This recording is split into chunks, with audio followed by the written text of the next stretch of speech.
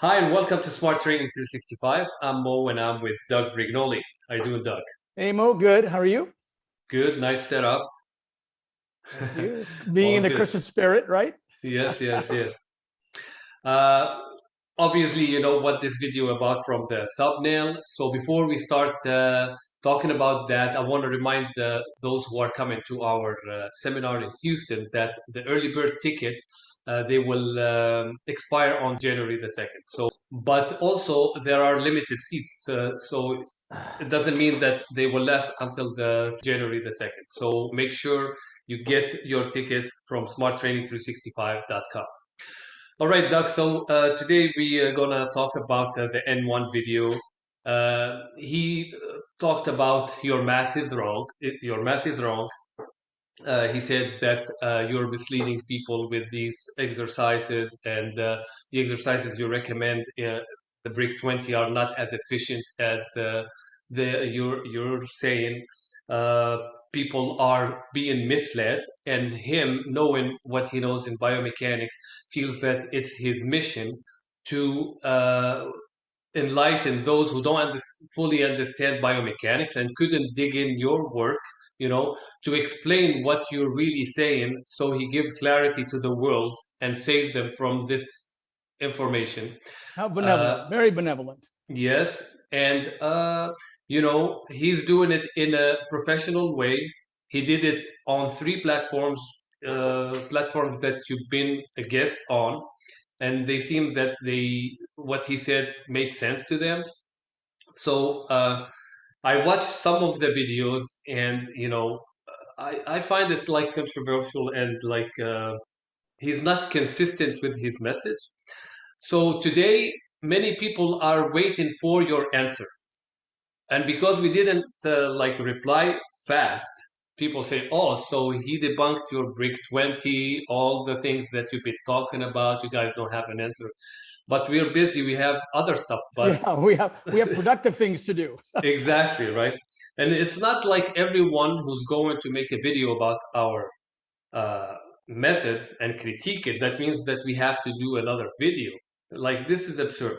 But because they said, okay, here is someone who's talking about biomechanics and is able to critique Doug's method.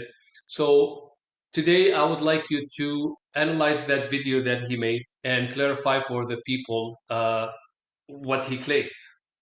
Okay, great. Okay, so here we have Kassem's first slide. And as you can see, he called his video phony physics, all right, which I don't think anyone wonders what the word phony means. Phony means fake. Phony means deceptive, okay? He is saying that Doug Brignole is preaching deceptive physics. So we're going to see if that's correct or not. All right, this is the second slide. He says he's doing this in response to concerns from the community. All right, so by the time we're done with this video, you determine whether or not he did this for concerns from the community. He says very clearly, I have purchased and read over Doug's entire gamut of content on YouTube and his all-in-one pack to give as much information as possible. He also, you can see there, talks about the book. And I have no doubt, by the way, that Kassem has, in fact, viewed all my stuff, because I am apparently his biggest rival. That's the impression you'll see here. There's just no way that he could probably go to all this trouble to do anything other than try to discredit in any possible way his rival. So he needs to know what he might be able to pick on. All right, so he says here, really quick, he wants to explain what a moment arm is. He says a moment arm is the distance between the joint and the resistance perpendicular to the direction of resistance. That's a mistake. It is parallel with the direction of resistance.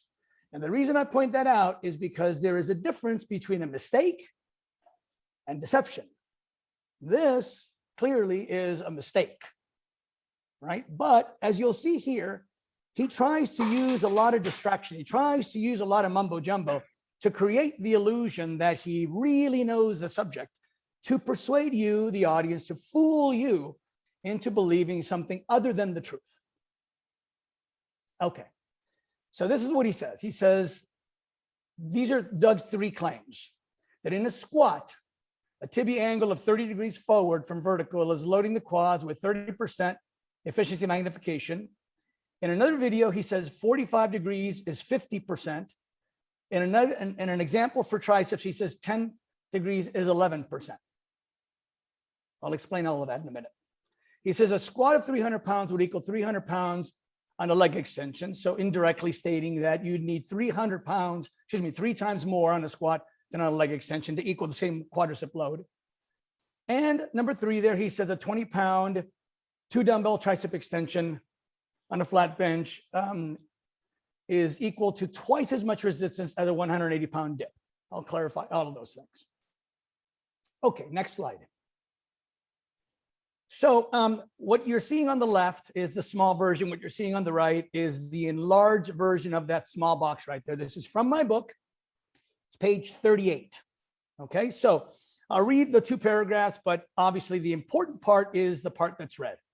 When a forearm is horizontal, it is perpendicular with gravity, which would make it fully active at that point. A lever that is perpendicular with resistance is a 100% lever. In other words, all of the available resistance is loading the muscle that operates that lever. Okay, then when you extend, the form approaches the end of its range of motion. It culminates near a vertical position. At that point, because it is almost parallel with gravity, it is mostly neutral. This is important because a fully neutral lever provides 0 load to the muscle that operates it. Okay, so if you do a little bit of math, and I'll explain how we get at that math for just a minute. A 20-pound dumbbell loads each triceps most when that forearm is horizontal. However, it should be kept in mind that the following calculation is simplified. The exact calculation requires trigonometry and is not necessary for our purposes. The simplified method is accurate enough to give you a sense of how this perpendicular exercise compares to another exercise for the tricep. So before I leave this slide, I just want to say, we've already established that vertical, parallel to gravity, is neutral. We've already established that horizontal, perpendicular to gravity, is maximum. Parallel is neutral, perpendicular is maximum. And so the ranges in between are percentages of the maximum, right? So I'll show you here in just a minute. So he says, this is the page 39, the next page, and there's that parallel bar dip thing that I show you. The average length of an adult forearm plus the bit of the hand is about 14 inches. So this is how we calculate the math. So, and there's about a 2-inch difference between where the elbow joint is and where the tricep connects to the forearm. So that leaves a 12-to-1 ratio magnification of the forearm to the tricep. So what we do is we say that if that forearm is perpendicular, then you have a 20-pound dumbbell times 100 times 12. That's 240 pounds. Okay, now it's not exactly 240 pounds. It can't be because the tricep is not pulling perpendicular to the forearm. It can't. And it never does, depending on whatever exercise you do, it never does. It's always pulling from that same angle. So that's the constant. That doesn't matter. What we want to do to compare one exercise to the other is measure the variable. And the variable is the angle of the forearm relative to the direction of resistance. Okay, so what that means is when your forearm is perpendicular to gravity, there is no reduction of the load. You're getting all of it times the length of the forearm times 100%. Okay. Now, there's a box right there, right above the tricep. It says there is an additional factor. I just mentioned it, which is the mechanical disadvantage that happens on the tricep. So that's all explained in my book. Now, right above the tricep thing, it says during this exercise, the forearm is mostly parallel with gravity. You can see it right there.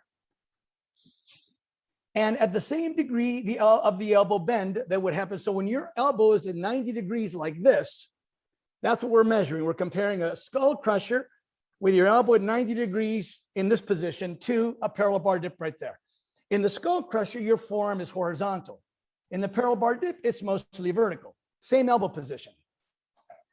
Now, what I'm saying there is that your forearm is about 10 degrees tilting from the vertical 90-degree position. 10 degrees. Keep that number in mind, 10 degrees. So what is 11%? 11% is 11% of the distance from vertical to horizontal. 11% of the distance. So what I'm doing here is I'm saying, look, it is valuable, it is convenient, it is practical to have a simplified method of sort of gauging how efficient a limb is relative to its position to gravity, right? So if it's vertical, it's 0.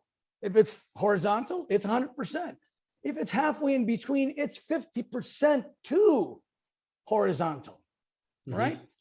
This way, you don't have to do any actual math. You just say it's halfway between neutral and maximum, halfway. So you're getting about half the resistance you could be getting. That's where the percentages come in. And he knows this because it's in the book. So that on the right is the enlarged box. The next line is an 80-degree angle. That's 10 degrees from vertical. This constitutes 11% of the distance between fully vertical and fully horizontal. 11% of the distance. We're going to use that distance as a very simplified way of gauging relatively how efficient or inefficient that angle is for that exercise. If a horizontal lever is 100% active and a 90-degree lever is completely neutral, then 80 degrees is 11% from active. Okay, so that's what we're going to use. This is in the book. It's not a mystery.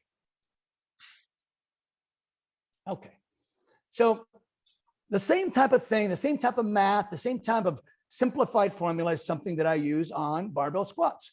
So on page 43 in my book, and by the way, this is also on the online course, you can see the man there is squatting. When he's in the descended position, his lower leg is at about a 30-degree angle from the neutral vertical position. It's 33% of the distance to the 100% angle. You could say it is 77% away from being fully active, 77% of the distance away from being maximally efficient. That's where these percentages are coming from. So just to do a roundabout number, just a calculation, an estimation, you say, okay, well, what's the person's weight? What's the length of the tibia times 33% of the distance to maximum equals X amount of quadricep load. It's a very good practical way for you to figure out, to eyeball an exercise and to get a sense of whether or not that exercise could be more efficient or how inefficient it actually is. Okay, next slide. So the objective is to compare one exercise's approximate degree of muscle loading with that of another in a simplified way at a glance. The objective is not to determine the exact amount of muscle loading. The exact amount of muscle loading is irrelevant. What's relevant is to understand which exercise loads a muscle more and which one loads it less with either the same weight or more weight or less weight. That is what is relevant. That's what is important. So now this is his slide on the left, and that's my blue overlay there. Doug claims that a shin angle of 30 degrees in a squat gives you 1/3 of the load magnification as you would get in a leg extension. This could be interpreted, now this is like in the weeds, this could be interpreted as Doug saying the moment arm being 1/3 of that of the leg extension, but he phrases it more as if saying 1/3 of the length of the tibia. I never mentioned length of the tibia in this at all. So my overlay right there is a simplified scale, which, you know, I'll show you this scale here in just a minute. It's a simplified scale. And basically what I have is a lever arm. This is the lever arm I use. These are both the same length, right? And what you see there is I have 3 weights on the figure on the arm on the left and 1 weight on the right. What I'm showing you there is 3 weights at a 30-degree angle is equal to 1 weight at a horizontal perpendicular angle. When you're doing leg extensions, you are getting a perpendicular resistance against your ankle. He says both of which are incorrect. There is evidence, proof that scales don't lie, right? 3 times more load is required to equal 1 weight with a perpendicular angle. So how can this be incorrect? Next slide.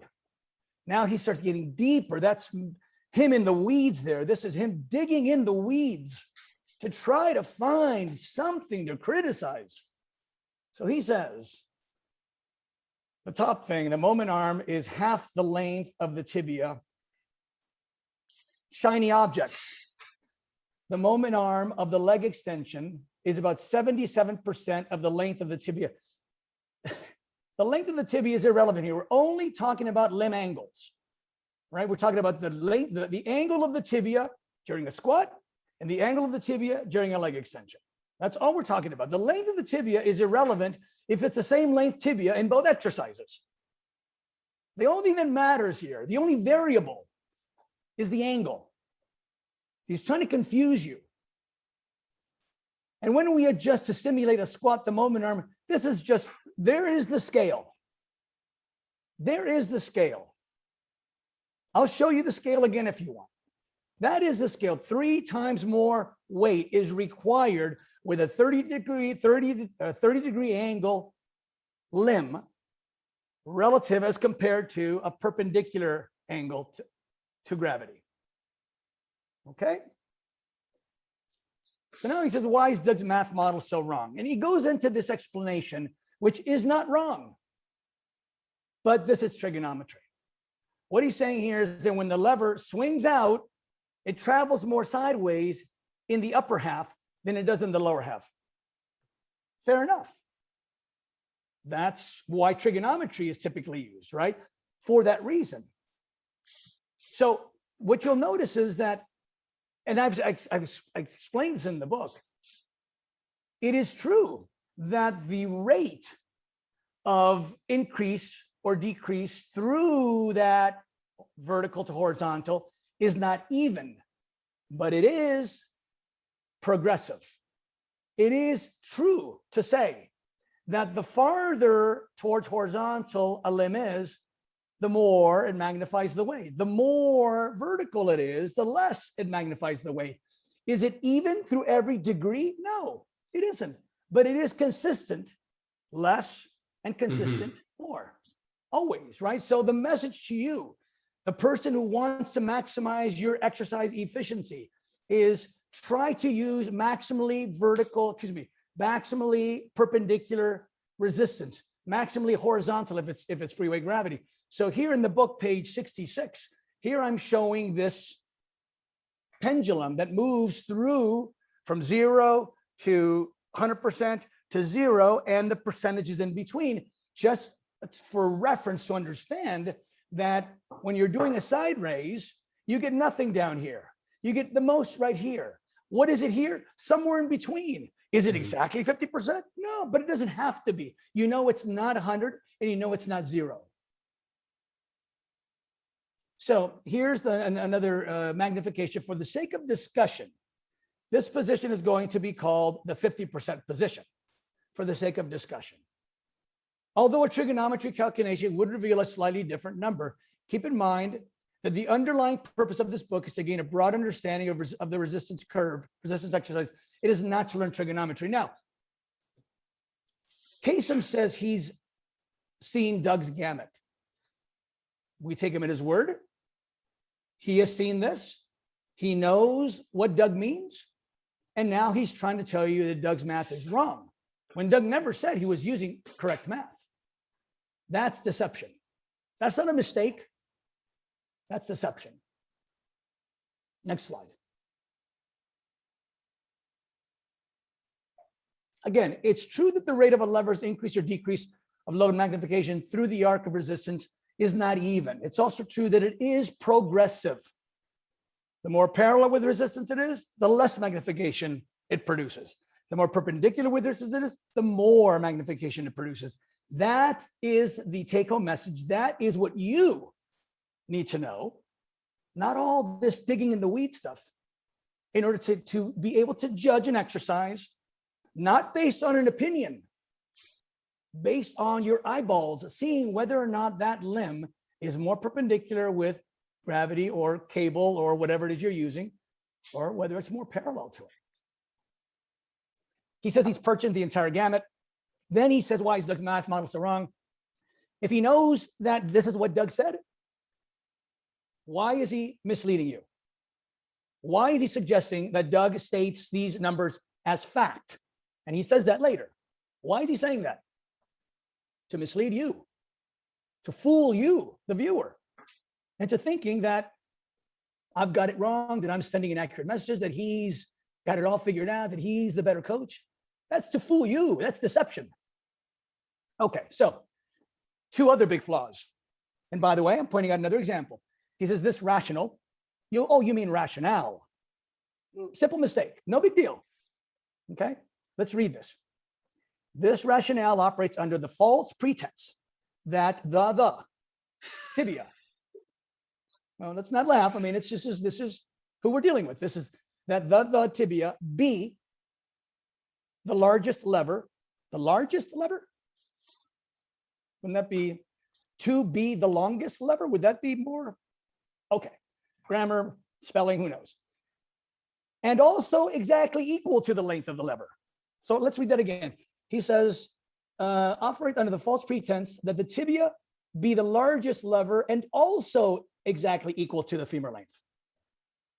So how can it be the largest lever and equal to? Anyway, again, the average length tibia is 76% of the average femur. Digging in the weeds. Digging in the, why am I saying that? Completely irrelevant. The length of the tibia relative to the length of the femur does not matter a bit. Not a bit. We're talking about the angle of the tibia relative to the direction of resistance, period. Okay, so, am I doing this right? Yeah, okay. So here's what I want to show you is, on the upper pictures there, we have a hack squat machine and we have a pendulum squat machine. In the lower part, we have a sissy squat on a sissy squat bench. Now, when you're doing a squat of any kind, whether it's a barbell squat or a hack squat or a pendulum squat or anything else, you have two limbs that are being operated by two different muscles. You have the lower leg that's being operated by the quadricep. Then you have the femur that's being operated by the glutes. The femur is not operating the quadricep, period. When you're squatting, it's operating the glutes. When you're doing the lower one, now femur length matters. You see that? Because now you've locked in the lower leg. Doesn't matter how long the lower leg is now, as long as it's locked, right? And now the upper leg, the femur, is doing what an upper arm would do when it's going up and down like this. So now what I've got here is, imagine that this is the glute and it's moving this limb. Excuse me, this is the quadricep and it's moving this limb, right? So that's what's happening there. Now, if you tip this in, this is your torso. If you tip this in, you shorten this.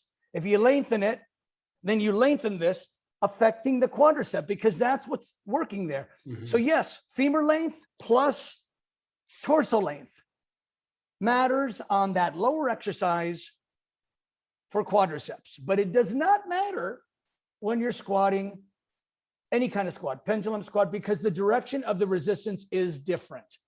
Mm-hmm. The direction of the resistance is everything. When you're squatting, you can see you're going down, you're going up, you're pushing downward, it's going up. When you're doing that sissy squat bench, it's a rotational direction of resistance. You're pushing forward, you're pushing horizontally against that thing. You're not even touching the ground, right? You've changed which lever is active. When you're squatting, the tibia is active as a quadricep lever.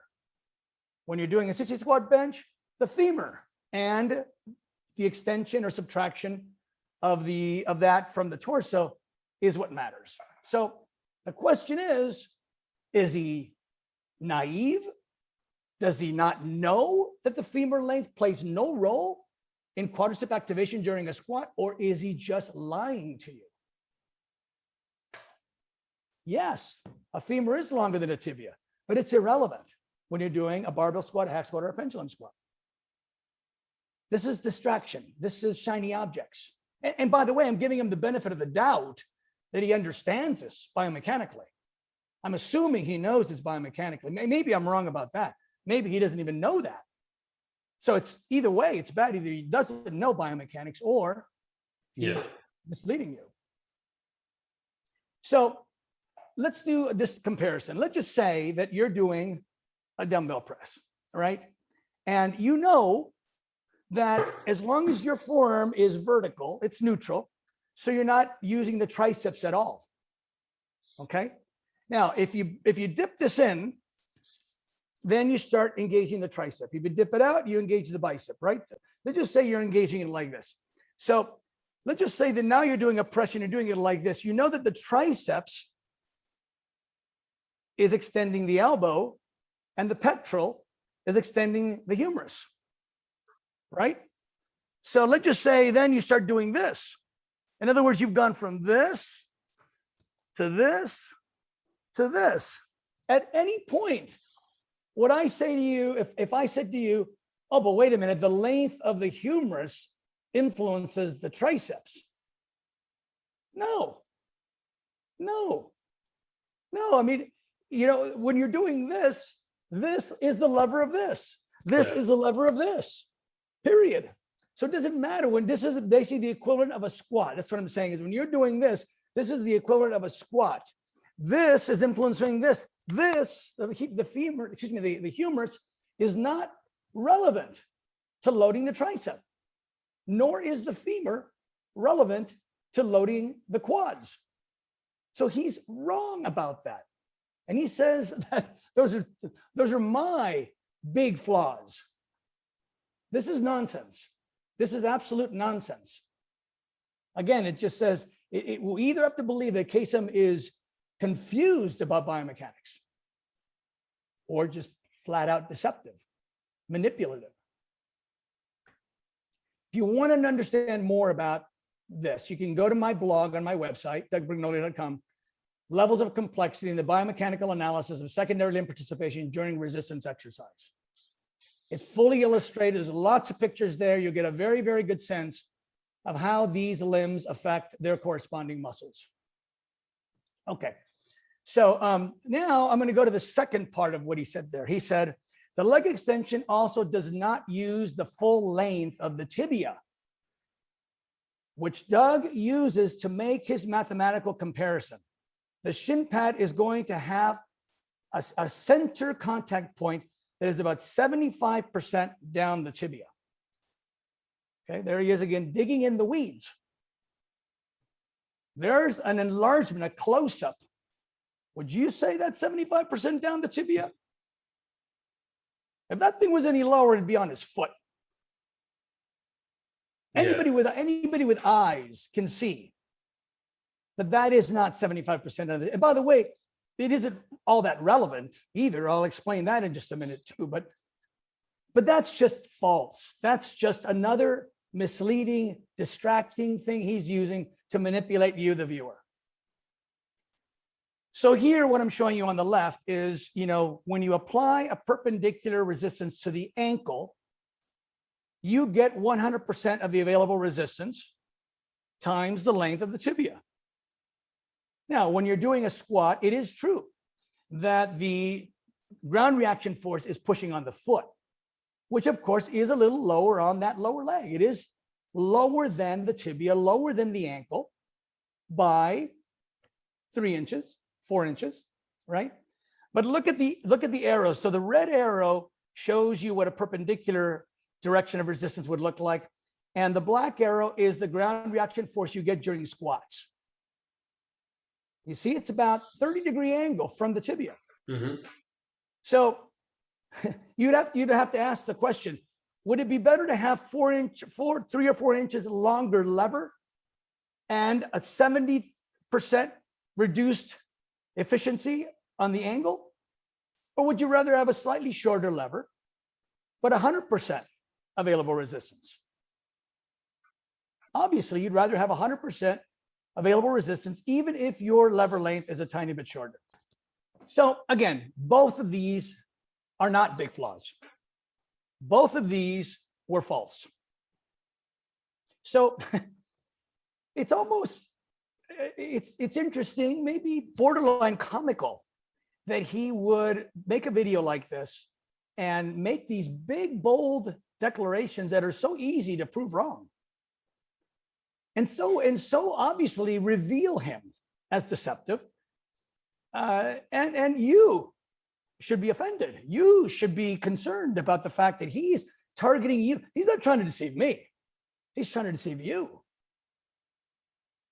But also he's showing his understanding of biomechanics, Or either way. Yeah. Yeah. One or the other. I mean, he can choose whichever he wants. He can either say, yes, I'm being dishonest, or yes, I'm naive and don't understand the mechanics.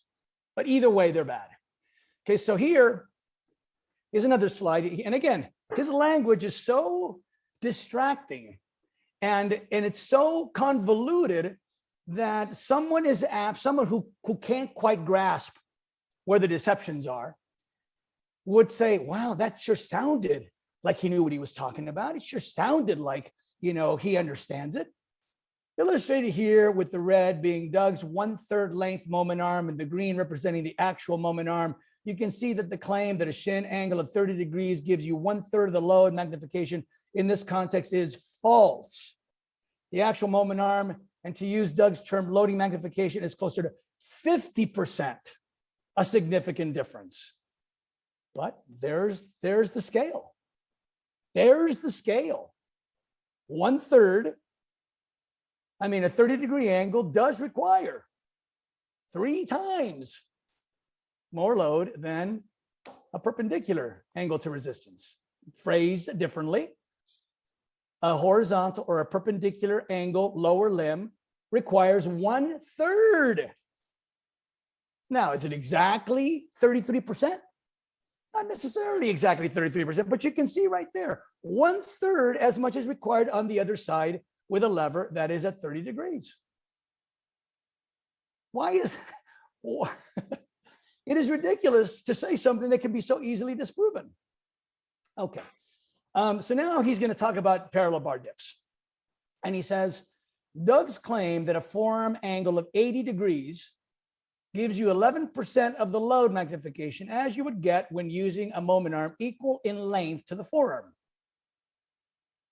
I don't say anything about the length of the forearm. I mean, it's part of the equation, yes, but the relevant thing here is the limb angle. That's all that matters here is the limb angle.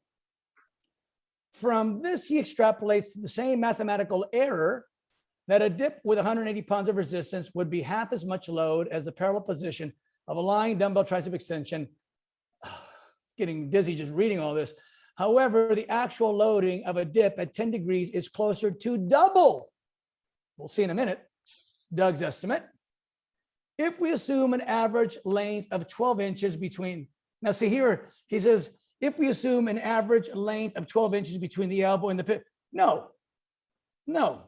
Again, the length of the forearm is irrelevant. We're talking about the angle of the forearm, period. This is all there for you to get confused. This is all there for you to think that he really knows the subject, and therefore this calculates this. Let's see here. A 20, look, so on the right here, what I show you is 2 exercises. Which of those 2 do you think would be a better tricep exercise? Right? When you do this, when you let that forearm get horizontal, you're getting 100% efficiency. If you did that right there, if you went like this, oops, got to get that Christmas tree in there. If you went like this, you would certainly get more triceps than if that forearm was parallel to gravity, right? But not nearly as much as you would like this. Mm-hmm. So the idea that he is going to parse, degrees, is it 10 degrees or is it 15 degrees? It's like, it's not 100%, right? This is what the message is. We're trying to maximize efficiency. We're not trying to justify why it's good to do a parallel bar dip. It is not good to do parallel bar dip for triceps. It's very inefficient. Now it gets really interesting. He says, for some people like this, some people like this example of perform dips with this person should just take some grammar classes, maybe. Yeah, confusing. First, some people like this example of perform dips with a greater angle, 18 degrees, which creates a moment arm roughly 3 times the length in Doug's example. 3 times. 3 times? 3 times. Let's see what happens here. Now, you can't see the bottom of it because but this is political speech. This is what you would expect from a politician who's trying to distract and confuse and make these bizarre claims, which, as you'll see, are so easily proved wrong. He said something about Mike Israetel. He says, Mike Israetel was saying that parallel bar dips are difficult for a reason. And so he's trying to say, well, this is why Mike Israetel says that parallel, because you actually do get more tricep load than what Doug says. Okay, but hold that thought. So what I've done here is I've put an overlay, his picture on the right, but showing the actual elbow and the actual forearm bone. So now look at his figure on the left. What he's done is he is taken, now look at the white line that goes through the forearm, right? And you see, I put a blue dot there. Now what he's done there, he's trying to mislead you into thinking that is the base of the forearm, right? And he's drawn a line up from there, but you can see that line that goes up from there is literally in the very innermost part of the forearm, the very farthest part. It's not in the center of the forearm. And that's because he's drawn the white line past the wrist, right? And he's taken farther inward so that then he could take that line farther over here. And then he's drawn that other line at the very tip of the elbow. That's not where the joint is. So he's misled you this way, and he's misled you that way, and he's misled you for one reason, to justify an 18-degree tilt instead of the 10-degree tilt that I suggest. Okay, so look at this. Now, is it possible that he doesn't know where the actual elbow is? Where the joint is? Is it possible that he doesn't know where the forearm bones actually are? Right. So what I've done there on the picture on the left is I've added these dotted lines. The one on the right starts at his elbow. It comes down from his elbow joint. And the one on the left is from the very center of his wrist, the very bottom of the forearm bone, and up. And you can see that is the moment arm. That is the magnification that you would look at, not the line on the solid line on the left and on the right. And then I circle is this phony physics. So this is fantastically funny that he would say Doug's physics are phony, and then he would do this type of deception. This is clear deception. This is manipulation of the people that are wanting factual information, sincere people who are looking for answers, truth. They're looking for truth. You're looking for truth. And he gives you this kind of distortion while saying that what I'm saying is phony. I stated that the forearm tilts 10 degrees from the vertical neutral position. Kassem pushes it to 18 degrees. Okay, so now here's what I'm going to do. Okay, so now what I did is I had a little lever device made. Okay, these are great, by the way. So what I've done here is this is 20 degrees to this. It's not the 18 degrees that he said. It's not the 10 degrees that I said. It's more. He wants to make it more. He's trying to deceptively say it's 18, not 10. So you're giving him 2% more. Let's give him 20. Okay, so just so you know, that's vertical. right there, you can see 70 degrees, right? Mm-hmm. 70 degrees is 20 degrees from 90-degree vertical. Okay, let's see what this gives us. Okay, we're going to put a basket on here.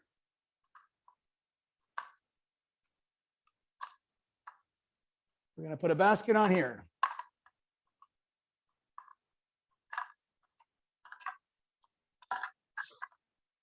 Okay, we're going to put our little thing on here.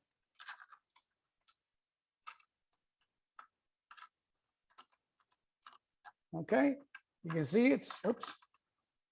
You can see it's free tilting, right? Mm-hmm. Okay, so can you drop the camera a little lower? Yeah, that's good. Oh, we're gonna have to go even lower still probably, or at least do this. Yeah, farther so we can see the whole thing. All right.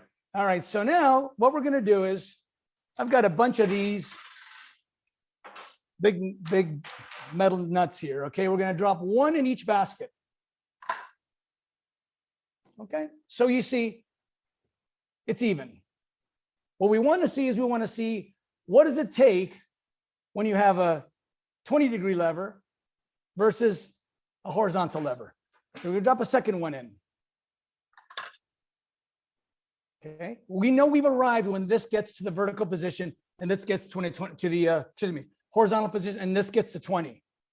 Can we drop a third one in? Oops. Okay, still not there. Mm-hmm. Can we drop a fourth one in? Okay, so now we're pretty close. All right, let me see what this looks like here. Can you show us? Yeah, I'm looking to see. That's pretty close to 70 degrees.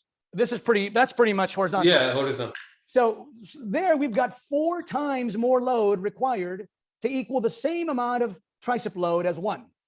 Now we could go a fifth one, and you can see that for every one you add, it only increases it a little tiny bit. So I would say, yeah, I would say 4.5 times more load. Yeah. Is what you would need. So the fact that he's arguing about my 10% not being 10%, that it's actually 18%, and that therefore the magnification would be twice that what I say, is irrelevant.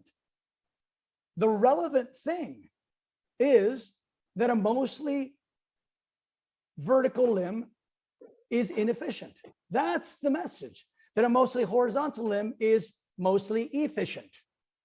So it is bizarre. It is bizarre to argue whether, and by the way, to deceptively say 18%. Yeah, he created it. To do what? To argue that parallel bar dips is therefore good. Let's go back to the slide. So it is really bizarre to say that parallel bar dips is actually good because it's double what Doug said. It isn't double what Doug said. But even if it were double what Doug said, it's still not a good exercise, right? So double is double what? So he says, gives you 11% of load magnification. It actually gives you closer to what? 22%? 22% loads the horizontal forearm makes dips good? It's ludicrous to argue that type of math. The point is that even at 22% efficiency is still far from 100%. It's still basically 78% from maximally efficient. That's the point. So you can see where he's going. You can see where he's going. He's trying to create an argument that makes it sound like what I'm saying is flat out wrong for one reason, and that is for you to think that I don't know what I'm talking about, so that you'll think that he does know what he's talking about, and then you'll revere him and what? Think that I don't know anything. And here I am explaining to you in black and white and showing you on scales what is the bottom line. This is his final say on physics. Well, in some cases, the models are in the correct direction. The math is incorrect, and the outcomes are off by large percentages, and in many cases misleading. I point you to the scale again. Okay. I never said the math was supposed to be right. I've said from the very beginning, it's not meant to be right. I've said from the beginning that what matters is having an eyeball way of identifying percentages of efficiency or inefficiency. Number two, he says, and the relevant part is the fact that these models are claimed as absolute fact, when I did not claim it as absolute fact. I've actually said it's not mathematically correct. That I've said it's because it's based on physics. Again, by the way, physics is not just math. Physics is some other things we'll talk about in just a minute here. Should give anyone pause about the quality and accuracy of the information. You know what should give someone pause? The kind of deception that Kassem is putting out there. That should give someone pause. I'm showing you with scales. I'm proving it. I'm not just giving you some bizarre mathematical equation. I'm actually showing you that what I'm saying makes sense. It seems to me that what he's showing is to get to that last sentence, to show that it's deceptive from your side to say that and claim things that you didn't claim.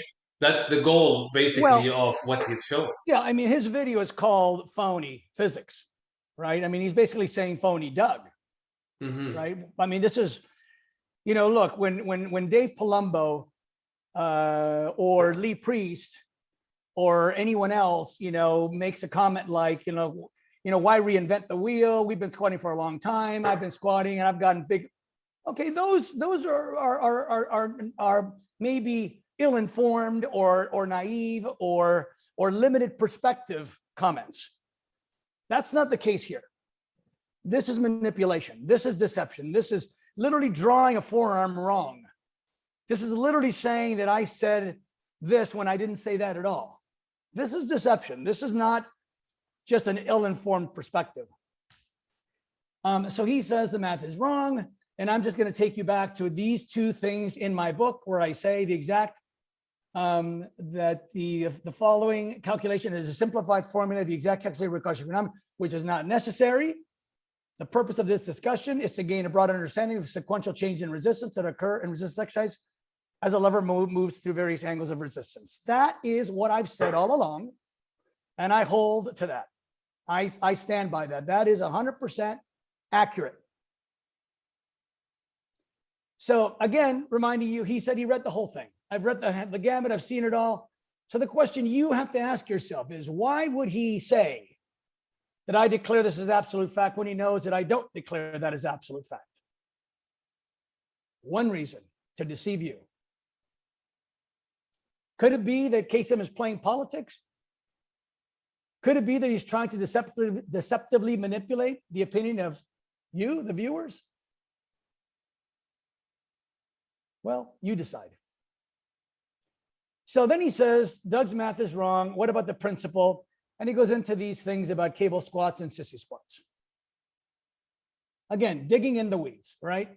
So the cable sissy squat is a great exercise because what it does is it changes the direction of the resistance from straight down to slightly forward. Now, you'll see there, I'm standing very far back. You don't actually have to stand that far back. When you add a forward direction of resistance with pulleys, it combines with your body weight, right? And you get what is called a composite direction of resistance, somewhere in between. But that somewhere in between is certainly more perpendicular to the lower leg than a regular squat would be. Again, perpendicularness is a good thing. It is what you should be seeking to maximize the efficiency of an exercise. It is part of the 16 principles that make up the 16 biomechanical principles of resistance exercise to determine their value, right? So there's no way that you can argue that this cable resistance is going to give you more perpendicular resistance. And what you'll see here is that some of the exercises that Kassem recommends, he'll call quad biased. What does quad bias means? A more perpendicular resistance to the tibia, right? So you can't argue with it. I mean, when you're talking about biased or you're talking about efficiency, you need perpendicularness. Whether it's the forearm for triceps, whether it's the lower leg for quadriceps, you need perpendicularness. The more, the better. The less good. Period.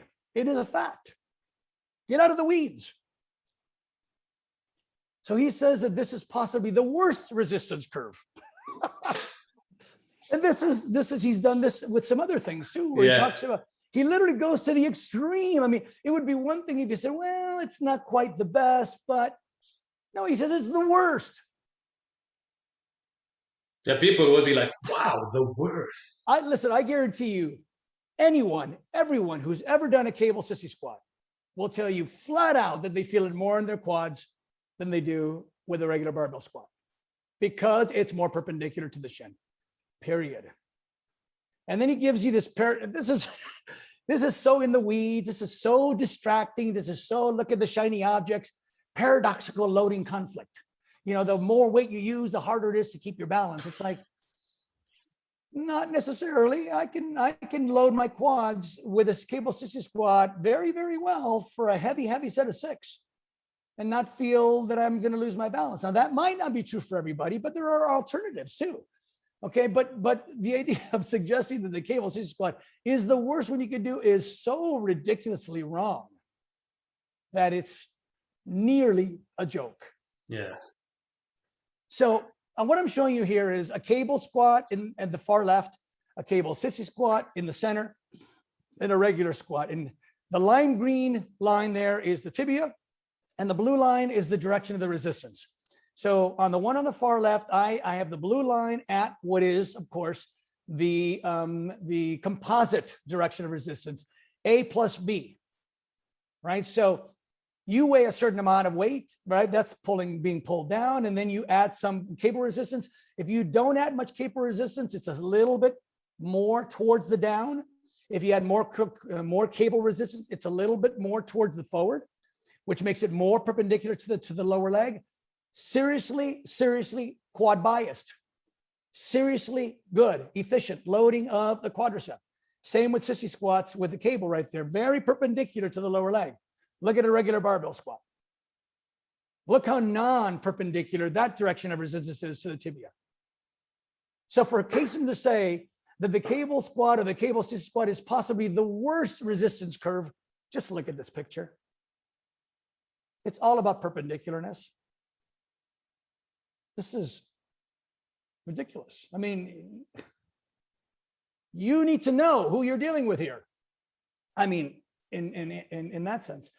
Okay, so then he does this thing over here where he takes a thing from one of my videos and he's drawn a bunch of lines there. Of course, he's trying to impress you with the one line that he's not showing you is the composite direction of resistance.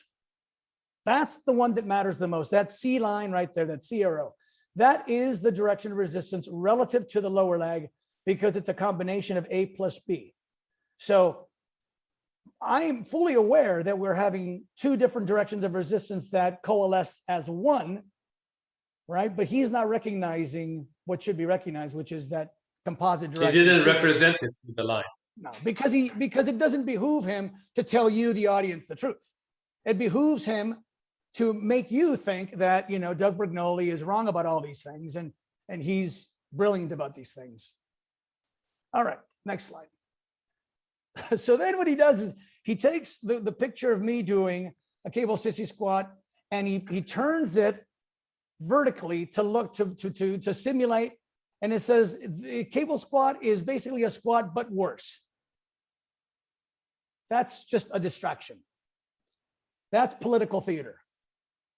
That is, I almost have to give him credit, because if he was a politician, this is the kind of stuff that politicians spew when they try to distract and confuse you. It's false. It's false, completely false, and provably false.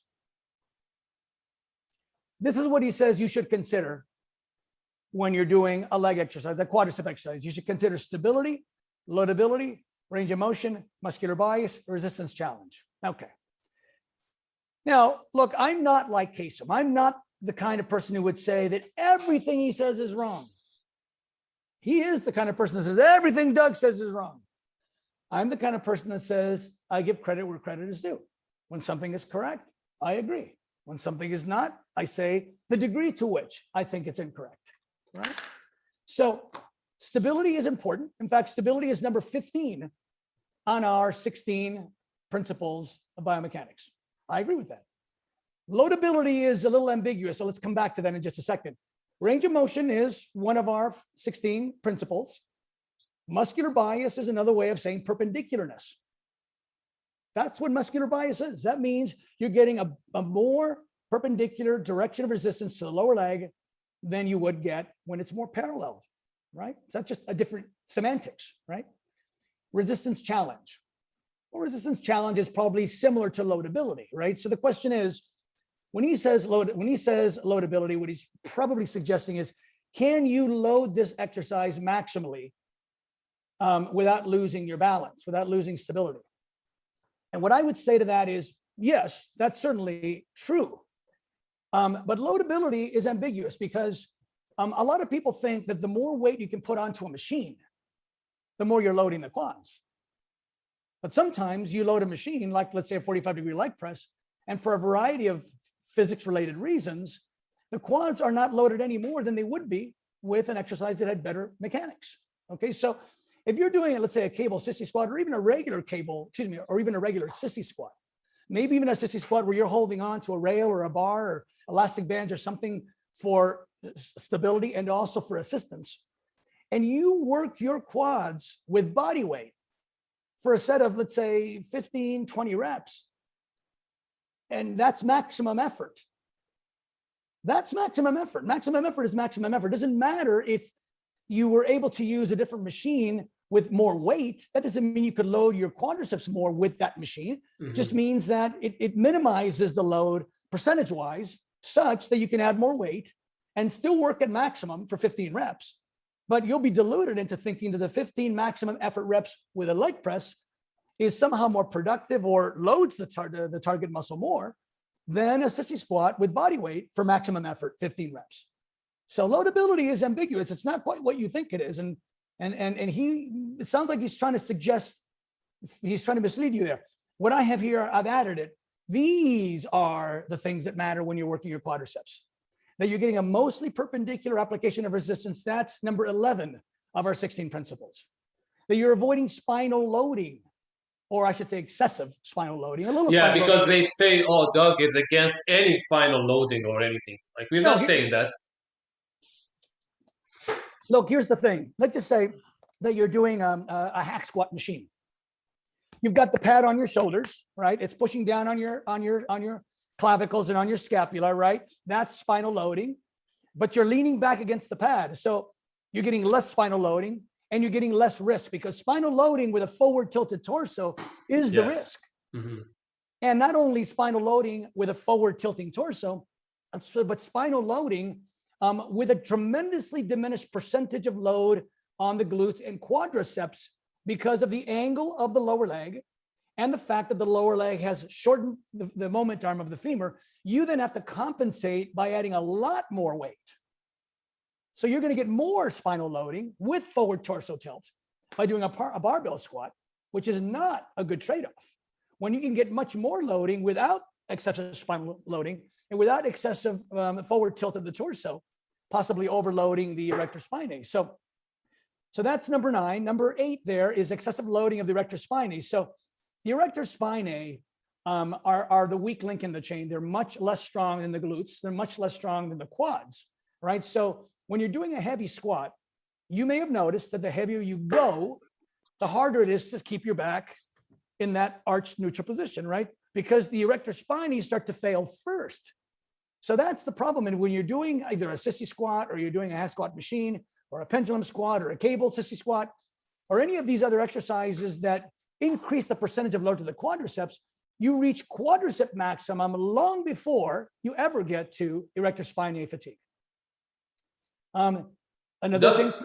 Speaking of the squat, he said in their lab or with their client, they found a better way to maximize the efficiency of the squat by adding a slant, and that way the femur goes more forward, so the tibia is more perpendicular with the resistance. Well, if you do, and he forgot, I think, that each muscle involved in the squat has its own capacity.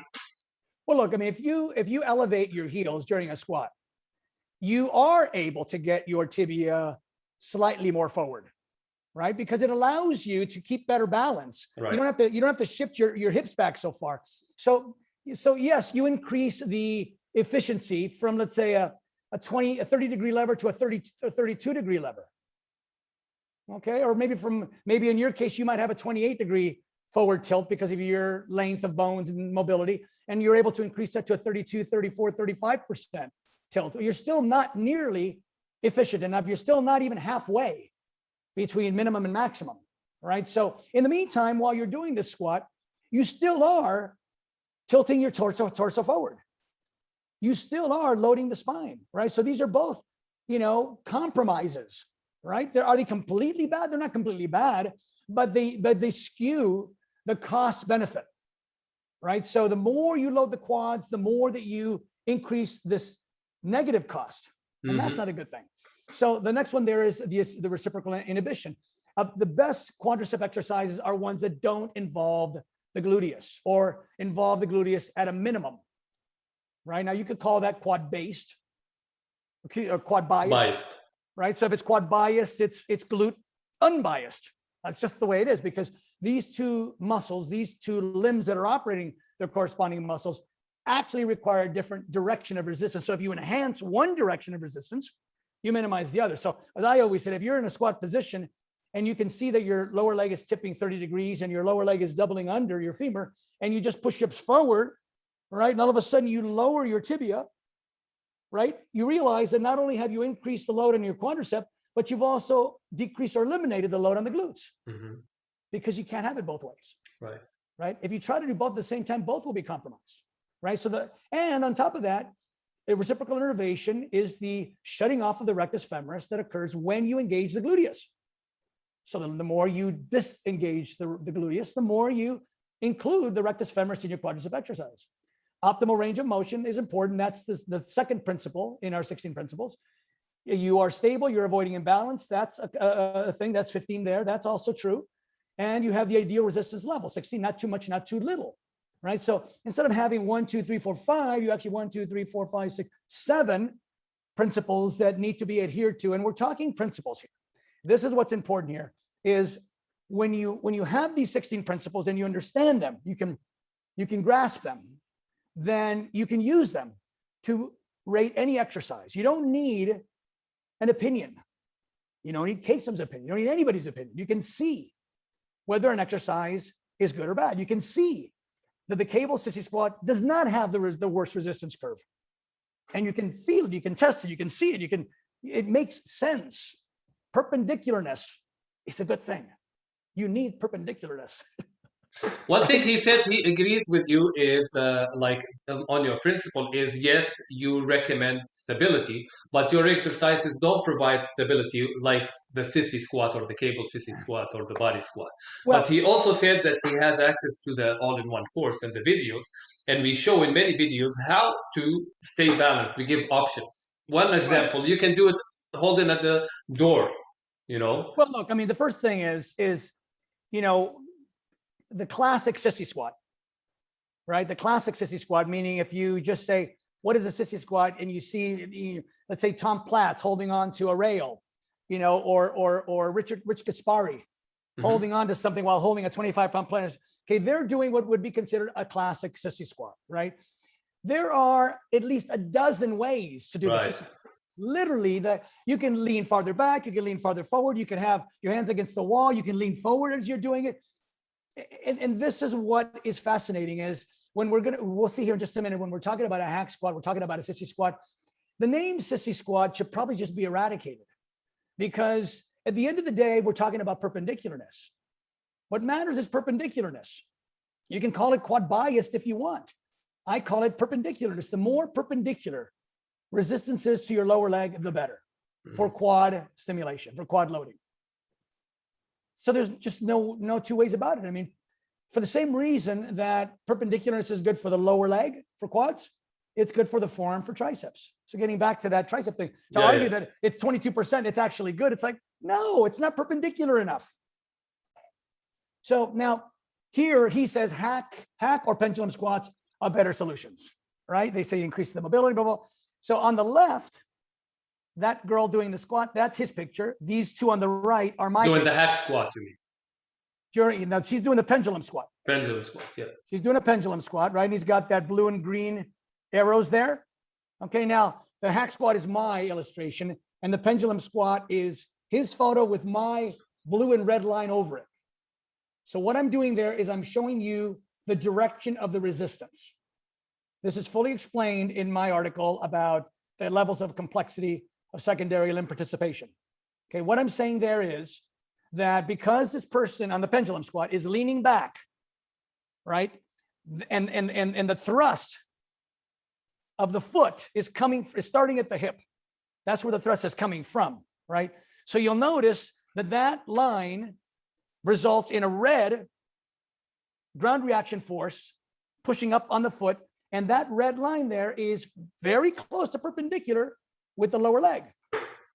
That makes it a very good quad exercise.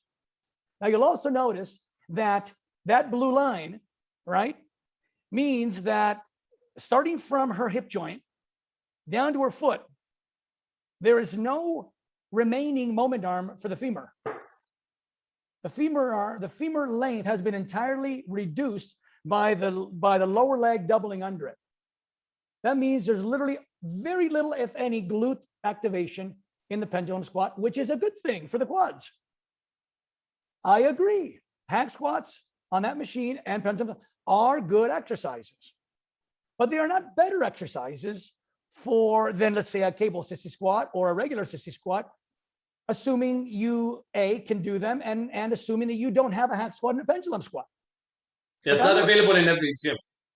I work out in a garage. I get fantastic quad workouts with either cable sissy squats or regular sissy squats, freehand sissy squats. The only thing that I don't work as well as I'd like to work is probably my hamstrings, because a cable leg curl is not quite as good as a seated leg curl machine. But everything else, hip flexors, glutes for sure with the glute machine, quads, biceps, triceps, lats, everything. There's not a lot of pendulum machines out there, right? And there's also not a lot of hack squat machines out there. If you have one, great, go ahead and use it. But I would absolutely say that although they're good quad exercises, they do not give you a better quad exercise than I can get in a garage with cable sissy squats or regular sissy squats in terms of some simple quad lower. All right. So then he made up this chart, and this is sort of interesting. So he has them listed as the number 1 being the pendulum squat, number 2 being the quad biased hack squat. And I'll comment on that in a second. Leg extension, quad biased leg press, heel elevated barbell squat, and then below that in red, again, doing what he typically does, which is denigrate any of my suggestions to the extreme worst. Put it over there. It's laughable. It's laughable. It's laughable because it's so obvious. It's so obvious. Stylish, yeah. It's biased and it's provably wrong, right? So the cable sissy squat and the cable squat both give you a far more perpendicular load on your tibia than the barbell squat does, even than the heel elevated barbell squat does. And when he says quad bias leg press, or when he says quad bias hack squat, quad biased again means perpendicular. You're either for perpendicular resistance or you're not for perpendicular resistance. Right. If you're for perpendicular resistance, you can't possibly say that a barbell squat is better than a cable sissy squat. You can't do it. That means he didn't understand it. It's inconsistent. It's completely inconsistent. It's irrational. All right. So here's what I recommend. I've added it next to his. I would say pendulum squat is great if it's available. I say hack squat machine is great if it's well designed and it's available. Leg extension is great if it's available. Are any of these better than the other? No, I would not say these are better than the other. All of these are good. All of these are perpendicular biased quadricep, right? That's what makes them all good. Cable sissy squats with the heel elevated. Any other kind of sissy squat, heels elevated or not. Cable squats now starts to get farther away from ideal. Why? Because now you're starting to engage the glutes. That's the only reason. And also you have a little bit of forward pull on the torso, which of course starts to engage your erector spinae. So those aren't ideal, but you're still getting a perpendicular resistance against the lower leg. So it's got to be, in that top group, but at the bottom of that top group. And by the way, just a small clarification there, the cable squat is not part of the brick 20 because he's dissecting the brick 20. The cable squat is not an exercise for cable. It's better than a regular squat, but it's not one of the ideal exercises. And then worse than all those, heels elevated dumbbell squat. Again, you've got a mostly parallel resistance to the tibia. Dumbbell squats, flat-footed, heels elevated, barbell squat, anything like that where you're getting a mostly parallel direction of resistance to the lower leg is out, especially if it's involving the glutes, especially if it's involving tilting forward with your torso when it's loaded. So that's the actual, and I would say anything from, well, as I said, cable squats, barely squeaks into that category. Sissy, any kind of sissy squat, leg extension, hack squat, pendulum squat, they're all good. None better than the other. They all allow you full range of motion. They all allow you, to bias the quadricep and eliminate the involvement of the glutes. Okay, so let's go to the next slide. Again, I'm just reminding you that the hack squat, the pendulum squat, the sissy squat, they're all discussed here in this levels of complexity, and you'll understand the role of the secondary limb and the primary limb, because the lower leg is the primary limb of the quadricep. It's a secondary limb of the gluteus, but it also talks about the arm exercises and all that. Okay, so he says this is his final say on physics. The fact that these models are claimed as absolute fact because they are based on physics. Again, reminding you that that's not what I say. I strictly say in my book repeatedly, the purpose of this test is not to teach trigonometry. It is to gain a broad understanding of the sequential changes in resistance that occur in resistance exercise as a lever moves through various angles of resistance. So he knows this, and he's saying that I'm claiming it as fact to deceive you. So now he gets into these ethical issues, which is fascinating. He says, Doug speaks as if he's pioneering the application of physics and biomechanics in the industry. And he thinks it's disrespectful, not only to claim to be pioneering a well-founded industry, but to be doing so not even qualified to present on this topic factually. So, am I qualified to talk on this subject or not? Is he qualified to talk on this subject or not? Let's go back. Okay, so you claim that you're pioneering? I've never claimed that I was pioneering the application of resistance exercise. There are people who think I am, and that's their opinion, but I've never said it. Okay, let me play you a short video. This is a great example of where we agree in principle and disagree in application. So the idea that there is an optimal movement for a muscle, like that is something that, we actually research in-house. Like, I think we're pioneering this field. Oh, so Kassem says he's pioneering the field. Yeah, but he dreams of you, so he thought that you said it. Well, I've never said it. You'll never find a video of me saying that I'm pioneering anything. I put this information out there. Now, keep in mind that, he says this information's been out there for years. Well, yes, I'm not inventing this stuff. So yes, physics has been out there for years, anatomy has been out there for years. But you all must admit that many of these things that I've spoken about, you haven't heard about from anyone else. So take it for what it's worth. And maybe I'm shining a light on something that's been there for years without bragging about it, without claiming that I'm pioneering it. But as I said, to say that I'm not qualified to do this is interesting. The people who Kassem claims I am disrespecting are actually on board with me. I consult with a team of scholars on every project from the following institutions: Quincy College. I have an exercise physiologist that I speak with frequently. I spent 4 days with him in Massachusetts last month. UCLA, a professor there of biomedical engineering and medical robotics. I send him my articles. He proofreads them. What do you think? Right on. An orthopedic surgeon at Kerlan Jobe. An exercise physiologist at Ohio State University. Another exercise, kinesiology professor at St. Mary's College, and structural engineers at Grossman and Spears in Glendale. So this is not me speaking alone. I mean, I'm not going to say something that might be wrong. My goal is to educate. My goal is to inform. My goal is to make your training easier, but I can't do that unless I'm sure that what I'm saying is accurate. I've spent over 40 years competing in the trenches, winning Mr. Universe. In terms of being qualified, there are numerous respectable, reputable, accomplished scholars and doctors who believe I am qualified. I've spent 43 years in the trenches. Kassem has not. I've won Mr. Universe twice. Kassem has not. Kassem hasn't even developed a respectable physique. You'd have to wonder whether he practices what he preaches or if what he preaches doesn't work. It is absurd for him, someone like Kassem, someone in his position, to say that I am not qualified after me spending 43 years having done cadaver dissections, being invited to speak in universities and colleges. I don't see Kassem speaking in universities and colleges. He's saying that PhD comes to his, workshops, and they are blown away.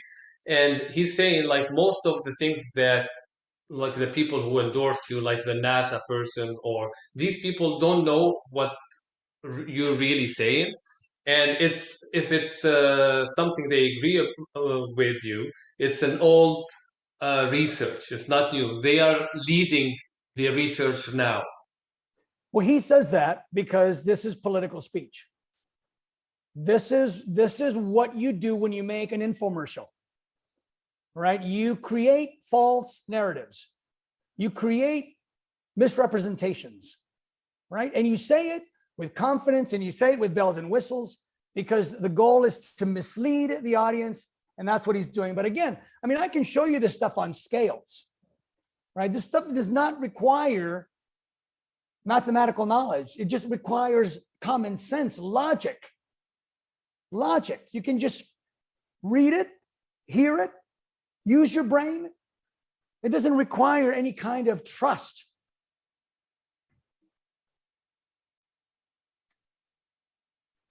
I went from this in the upper pictures at the age of 16 to the pictures below.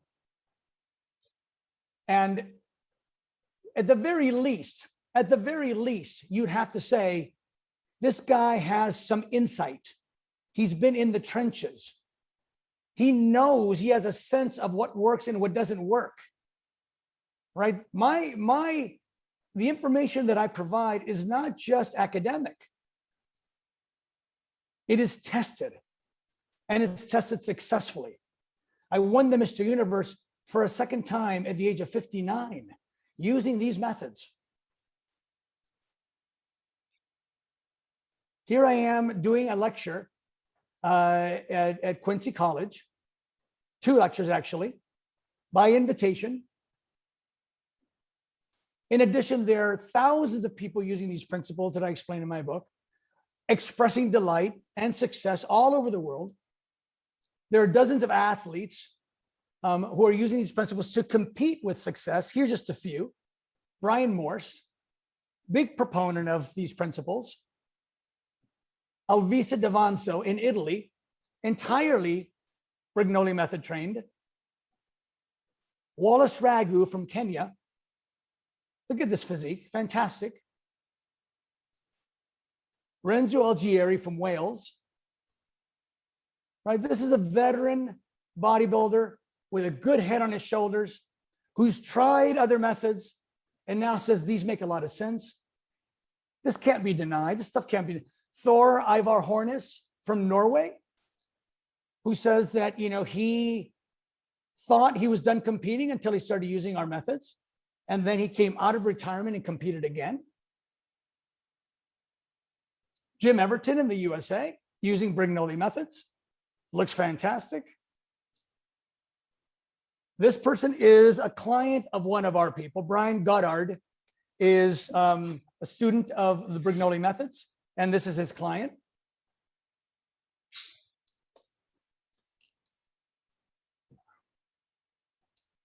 Dr. Christy Alexon, she's a PhD in nutrition using Brignole methods. And there I am winning first place in the AAU Mr. Universe Open Division, not Masters Division. I mean, I won the Masters also, Open Division. I beat a lot of young guys. So you can see, Kassem is not fair-minded, nor is he honest. And I've shown you this in several examples. He has criticized the sissy squat. You saw he had it at the very bottom over there and on his preferred exercise list. But then here he is demonstrating an exercise that basically uses a similar perpendicular resistance, right? You can see on that third picture there, he's got his lower legs horizontal to the ground, and he's also got an elastic band pulling on the back of his knees, creating more perpendicularness. So, you can't have it both ways. You can't say that the sissy squat is bad and then recommend something very similar to it. Here's what could be considered a pendulum squat on a TRX. You can see that the curve created by the leaning back creates that red arrow is the ground reaction force that is more perpendicular to the lower leg than would happen during a regular squat. Now, you can't load this very easily, of course, but the point is perpendicularness. You can't, you either have to agree with perpendicularness or you don't. And if your rival recommends perpendicularness, you have to agree because it's the principle you're agreeing to. Look at all these ways a person could do sissy squats. One is on the Smith machine. One is on a shrug machine. This other person is doing it holding a stick in front. Now you can see what he's doing there. He's actually leaning slightly forward. Mm-hmm. Instead of leaning more back, you could lean up against the wall and do it that way. You could hold on to a couple of dipping bars that way, right? There's perpendicularness is the goal. Call it quad bias if you want. That is the goal. And you need to be honest and understand that what we're teaching here is just principles. We're teaching here a way to understand what constitutes a better exercise and why. Here's another example. Kassem claims that this plexismus exercise is the best one. And he says that it's because it has the advantage of using the rib cage as a fulcrum. He says the rib cage changes the direction of lat pull on the humerus, much like the pulley changes the direction of a cable. Okay, so here's what's wrong with that. Imagine that we take a barrel and we put a rope around it, right? And then you pull the rope like this, right? Let's say you connect one end of the rope to a box. Let's say the barrel is stationary, anchored to the ground, and you're going to pull on that rope around the corner. You're going to pull that box towards you from around the corner, right? How could that be better than pulling straight? How is, he says, much like a pulley. Well, okay, if you had a pulley, you would eliminate the friction, right? If you pull a rope on a barrel, you'll have some friction. So that starts to degrade the value of the pull. If you have a pulley, you have ball bearings, right? So the pulley actually turns, you're not actually dragging the cable, right? You're actually, the wheel is turning, right? But even if you did that, it would only minimize the negative. It wouldn't add positive. There is no advantage to pulling from around the corner. He says, my exercise is the worst exercise. I recommend lat pull-ins. Here I am demonstrating it. He said, it's the worst exercise. In fact, he's even said on these podcasts, if I were to invent the worst exercise for the lats, it would be that exercise, the lat pull-in. Yeah, he did say that. But it is comical. It is comical because look at all these other exercises that typically are used for back. Pull-ups, pull-downs, bent over barbell row, T-bar row, one-arm dumbbell row. All of these exercises are more different than my exercises to his. So what he's saying basically is that a bent over barbell row, even though it's much farther away from his exercise, is better than the one that's closer to it. Yeah. I mean, he's saying this, and I'm saying this. And here's what's interesting is he'll say this to a podcast host, and the podcast goes, yeah. And he chuckles. It's like, dude, you've got eyes. You've got a brain. You can see. that the similarity is so close. How could it possibly be the worst? How could it possibly be worse than a bent over barbell row, even though the bent over row is drastically different? The hosts who chuckled, they agreed with you and they found what you told them about the lat pull-in very interesting. You know, then when they got him, it seems like it made more sense because something new, you know, and it made more sense for them. And then they say like something like, yeah, I kind of like doubted that, but I didn't. Now it makes sense. You know, I don't Well, know why they didn't ask you on the spot at that time if like what they don't agree with. look, I mean, if you asked me, what do you think of this pull in from this way, I would say, well, it's better than a rowing. It's better than a one-arm row. It's better than bent over barbell row. It's better than a chin up. It's better than a pull up. In fact, I would give it a very close second place, because I'm being honest, because I'm not combative, because I don't play political theater, right? It's close to right. You're pulling more down than back. That's what the lats do. The lats pull down toward the origins on the bottom of the spine and on the top back part of the pelvis, right? So I give credit where credit is due. I would never play the game of saying, no. His exercise is the worst possible exercise. If I could invent a bad exercise, it would be that one. No, I don't do that, because I'm principled. That's why, because I follow a set of principles, and because I'm honest. I'm not playing political theater here. So here's what I want to show you is the reason why a pull in is better than his version is because of a principle called the line of force, right? So here you see this man pulling a rope. So what we'll say is that this man is the resistance, and he's pulling that rope, and the greatest force, the greatest resistance will land at that 130 position if he's pulling from a 730 direction of resistance. If a target muscle, or if a muscle is at the 12 o'clock or 3 o'clock position, it will get a diluted amount of resistance. Won't get the full resistance. It'll get a lesser amount. 11 o'clock and 4 o'clock diluted further still, right? This is a physics principle. Again, physics isn't trigonometry. It isn't math. Physics is laws, like an action, you know, an object in motion stays in motion. That's not math, right? So this is the line of force principle. It's absolute. If you want to target, let's say, a 3 o'clock muscle, you've got to pull from a 9 o'clock direction of resistance if you want maximum benefit. So here's another way of looking at it. Let's just say this tower, Leaning Tower of Pisa, is falling north. This man, if he was strong enough to save it, and the rope was strong enough to hold it, would have to stand on the south side of that tower. So on the right there, what I have is kind of like an upper view of a tower, and it's leaning north, right? The green arrow, which says yes, that's where the force is. That's where the load is. That's where you have to stand. If you're a muscle origin, that's where you would get the most benefit if you were right there on that north side. If you're on the east side or on the west side or the northwest or something in between, you're going to get diluted amounts. So the best you could hope for with this theory of pulling from the front and having the lat wrap around the rib cage is that you would have not too much dilution. That's the best you could hope for. You could never say that wrapping around the corner is an advantage. It can't possibly be.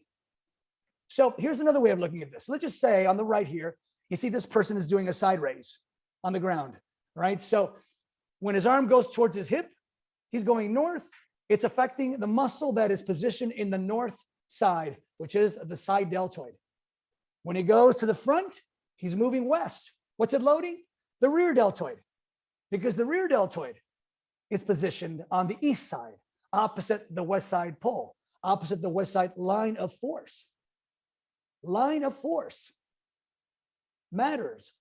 That's why in our book, we call it opposite position loading. Ideally, you want to position your target muscle directly opposite, the target muscle origins, directly opposite the direction of the resistance. Okay, so now on the left here, what I've done is I've put a red dot on this person's spine. That is the origin of his lats. That's the black arrow. So the red arrows are basically the line of force. Now you can start here and you can turn your body a little bit, right? But the more opposite resistance is to that red dot, to where the origin of the latissimus muscles are, the better. Now look at this figure on the right here. You can clearly see the latissimus fibers going to the side. They're not going to the front, they're going to the side. And they do wrap around just a little bit just to get to the humerus. And the red arrow there indicates where that resistance should be coming from in its most far position in order to get the least dilution. So now when you look at this right here, you can say, wow, that makes a lot of sense. Isn't this logical? Why would Kassem say that pulling from the side would be bad when clearly it's consistent with the direction of the fibers? It is false. It is ridiculous. It is political theater. It's deceptive. And it's deceptive to you, the audience. He's misleading you. So here's just another view of it. So what I've done here is I've given you some different options, right? So you can see the biggest arrow there at the top and on the spine. That's the angle the resistance should come from if you're trying to target the lat origins, right? If you go more to the front, you're still involving the lats and you're still involving the teres major, but you're involving the rear deltoids more because they're directly opposite the line of force.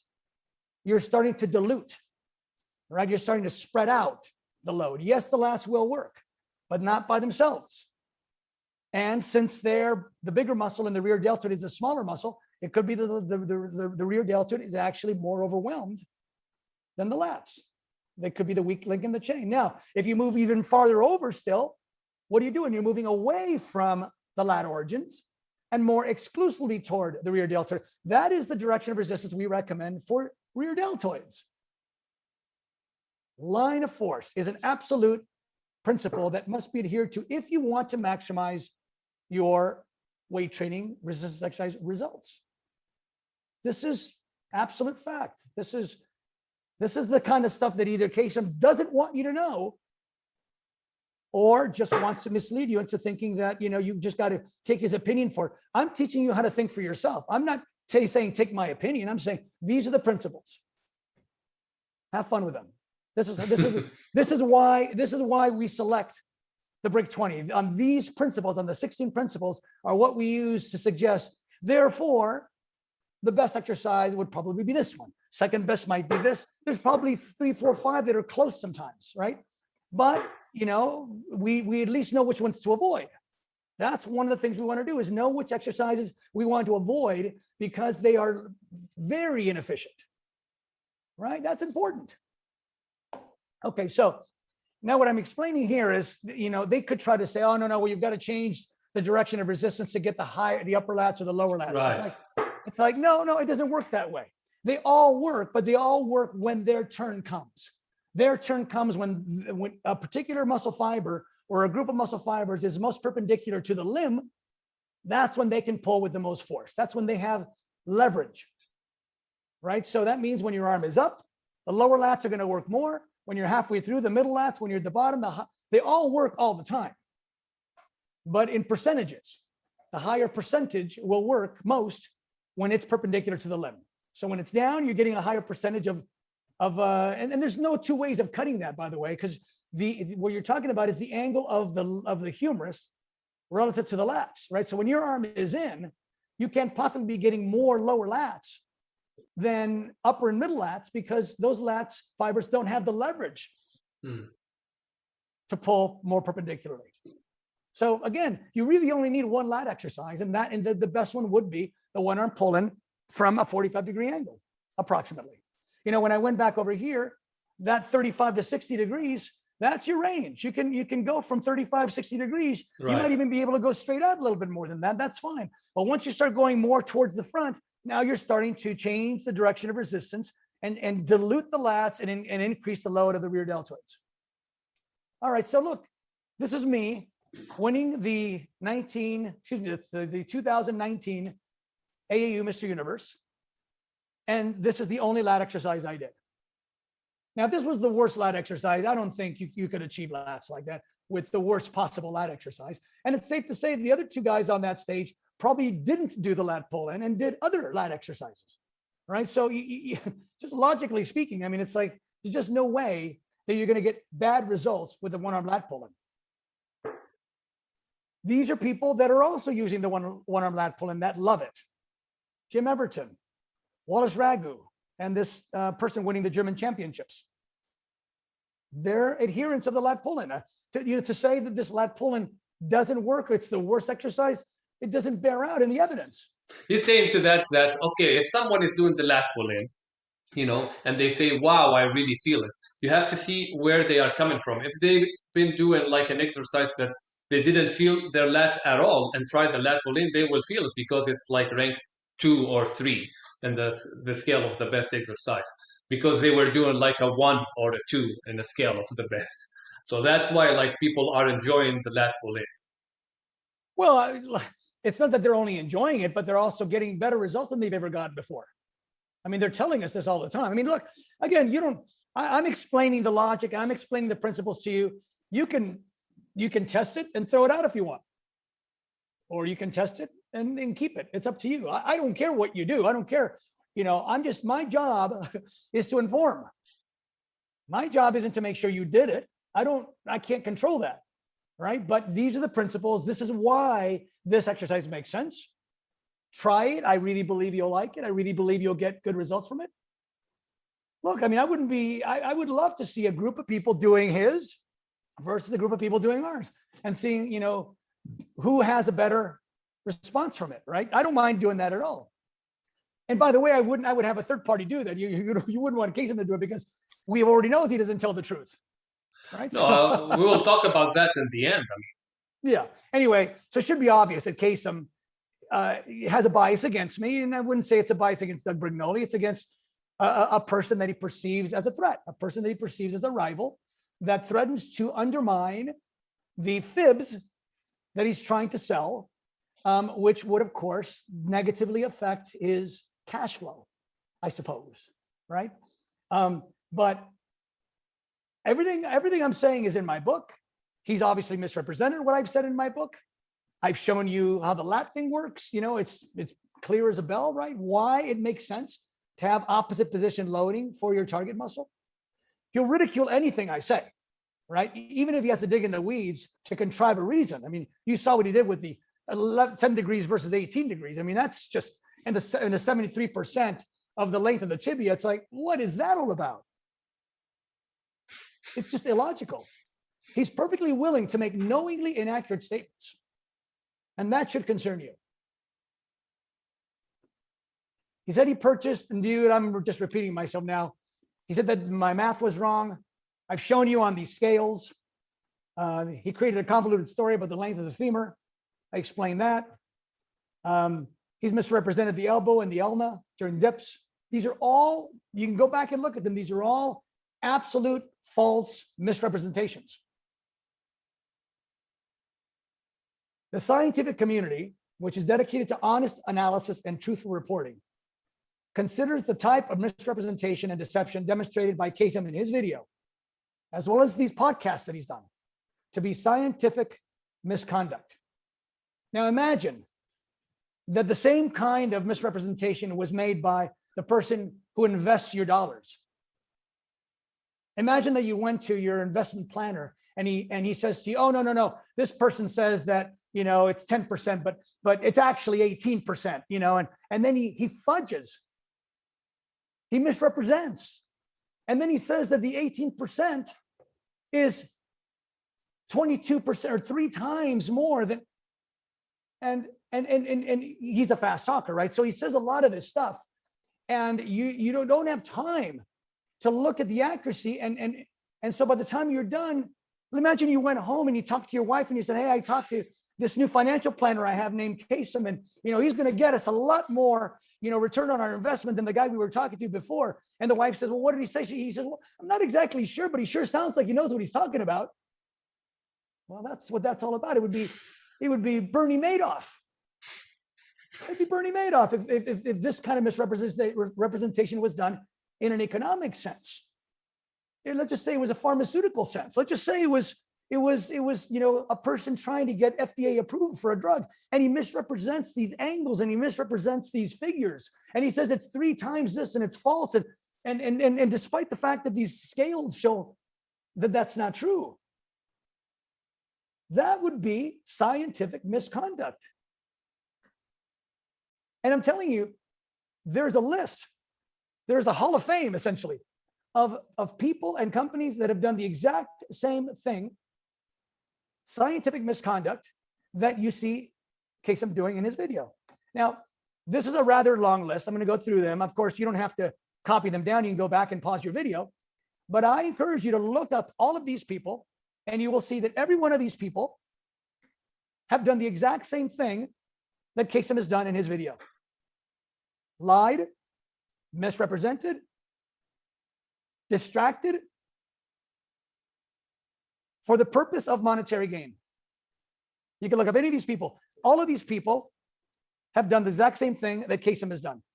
Scientific misconduct. Deception.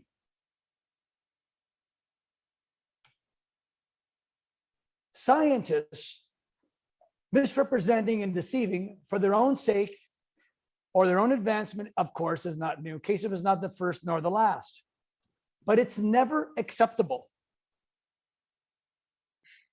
And I would say that the people that are involved in the scientific aspect of fitness, of resistance exercise, should recognize the deception that is present in Kassem's video, as well as the podcast host. This is not the kind of thing that should be considered okay. This is lying. It's one thing to, have an uninformed opinion. Oh, I think squats are good. All right, that's an uninformed opinion. But to manipulate and to lie about what you know and what the other person is saying, that's inexcusable. If this was a court of law, anyone who is shown to lie one time is considered not reliable.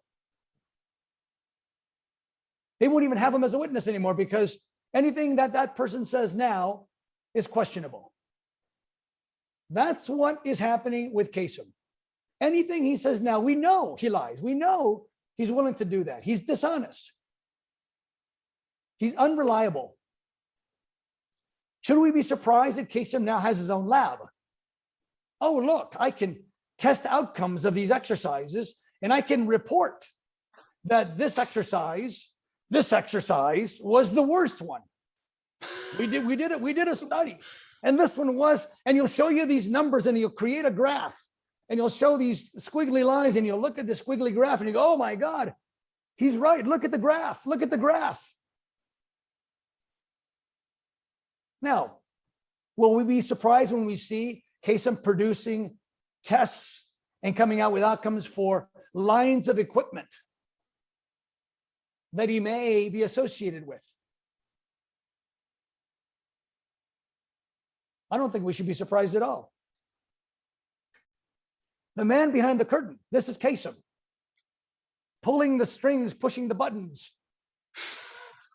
This is Kassem right here. This is him trying to create a false narrative to deceive the audiences into thinking that someone who's telling actual, factual, provable things is wrong. That his math is wrong, even though he never said his math was supposed to be math right? That he's unqualified, and he's doing that by trying to distort all the things that I've done and that I've said. This is the person we're dealing with. This isn't even a matter of like, as I said before, you could take, Dave Palumbo, or you could take any of these people who have, let's say, biases in favor of certain exercises. But this is not that. This is deception, what he's done here. I don't like saying anything negative about people. I mean, we've criticized exercises. We've talked about why an exercise is not good, but we've always done our best to hide the face, hide the name. We don't want to embarrass anyone. But as I said, this video he did was different. This was false statements made about me, questioning my ethics, saying he's concerned about the community, saying that what I'm saying is phony. This is vindictive. This is not the kind of thing that qualifies as a legitimate debate. And you know what, Doug? Like, I see in Kassem that he's passionate about his work. He loves what he's doing. He does workshops. He has like working on his line of machines. You know, he works with people. He has certification program. You know, so he's passionate about what he does. And I'm sure that he recognized the same passion in you and me in what we do, because he has a, you know, an idea about what we're doing. But to attack that same passion with unethical and things like this, you know, to destroy, so you can be the only person who people will, you know, come to for biomechanics advice and stuff. This is not cool at all, you know. No, you're exactly right. Like, and I just told you, I wouldn't have a problem calling his exercise second best. It's close to what I recommend. It's close. It's closer to what I recommend than bent over barbell row or, you know, T-bar row, or, and I admit that, right? I give credit where credit is due, right? I give credit to the pendulum squat. I give credit to the hack squat, and I give credit to it for the reason because it complies with the principles we recommend, which is perpendicular resistance to the lower leg. But he doesn't do that. He plays political theater. That's what he is. That's what he does, and it's shameful. It really is shameful. I wonder, like, the people he's teaching, like, what will they think now after seeing this video? And, you know, if I was one of his students, I would question everything I learned from him. Well, I mean, look, he's a slick talker. He's a salesman. He's a politician, right? So, you know, I've had a number of people say, well, I don't know if everything he said is correct, but it sounds like he knows what he's talking about. Well, that's exactly what he does. He fills the air with a lot of, you know, some of it is true, some of it is not, some of it is irrelevant, but he fills the air because he's trying to get you to believe that everything he's saying is true, and he's very good at that. But you can see here, he is deceptive. He is deceptive, and I think people should really question anything he says, because you don't know where his motives are. If he says he did a study, and that study, look, I'm all for third-person studies. I'm all for checking things out, finding the truth. I'm all for that, right? But I'm not all for having the person who's already been demonstrated, who's revealed himself as being deceptive, doing a study on a machine and then saying, oh, this machine or this exercise is really bad, or this one is really good, because now we just don't know what to believe. He's not honest. Look, I encourage you all to go and check out the 16 biomechanical factors on my website, dougbrignole.com, and it will give you a solid understanding of how this stuff works. Our goal is to teach you how to be self-sufficient, to not need an opinion from anyone, right? It's free. Just go there, look at these. It's fairly lengthy because there's 16 of them, and some of them have illustrations to help you grasp it. But there are 16 basic rules that determine what qualifies as efficient, productive, and safe. And the farther you go from these 16 factors, the farther you go from, let's say, the precise direction of resistance or the precise direction of anatomical motion, the farther you go from what is recognized as ideal, the more and more and more diluted an exercise gets, until finally it's providing little or no resistance, little or no benefit. But this is stuff that you can learn. We're trying to do an honest job here. We're transparent. We're showing you scales. We're proving this, proving that. You know, when something can't be quantified mathematically, I give a disclaimer explaining that it's not the kind of thing that you need to do math for. You could eyeball it. You can see how far toward maximum it is. Oh, it's 50% toward 10% toward maximum. Okay, let's just use that as a number to kind of quantify this versus that, right? But it's not meant to be accurate. And these numbers have been corroborated. My method has been corroborated by these structural engineers. They agree, yes, it is 11% of the way to maximum. So yeah, I mean, rather than having to do math, yes, for someone who just wants to know whether this is a good exercise or not, it's good enough. Yeah, I never saw someone who said like, "Is this give me like 18% or 22%?" Like nobody is working out like that. Yeah. No, they say, is this a good exercise? Is this the best exercise? Is this the top 2 or 3 exercises? Right? That's what we want to know. Are they maximally effective? Look, I'm 62 years old next week, and I'm in good shape. Yeah. I practice what I preach. I live this, I breathe this. Oh yeah, we can see this. People who've known me for years know I'm passionate, I'm dedicated, I'm sincere. My goal is to be as helpful as I possibly can be. And then to have somebody like this come along and just try to, misrepresent and create a completely false narrative is shameful and should be rejected by the entire fitness science community. It's true. And, I feel that the people now, when they watch this video and after watching his video, it will make sense to them what we're saying, Those who are familiar and understood very well what we teach never doubt it, even after watching this video. Right. But those who are in between or, who just discovered what we teach, they are the one who said, okay, oh, he proved you wrong, or, but I hope this video will give clarity. Also, Kassem said in the beginning of his video that he donated some money for you and bought the all-in-one course. I suggest that he will take the online course since it's included there, and he can take the final exam. I can tell you like how you do that, and join our certified team of certified trainer, like students, and that will give him more clarity also to the things that you explained today. And we turn the page. Yeah, I agree. I mean, if he wants to be tested, I doubt he will, because he's obviously too proud and too biased to do that sort of thing. But yeah, I agree. Look, I am perfectly willing to hold hands with people who speak truthful, honest science language with us. Our goal is not to compete. Our goal is to look. Vince McConnell is a perfect example of this, right? And so are the other trainers that are using our program. They don't mind saying, yes, this makes more sense to me than anything I've ever done before. I would do the same thing. If somebody comes along and says, hey, let's join forces, great, we're speaking the same language.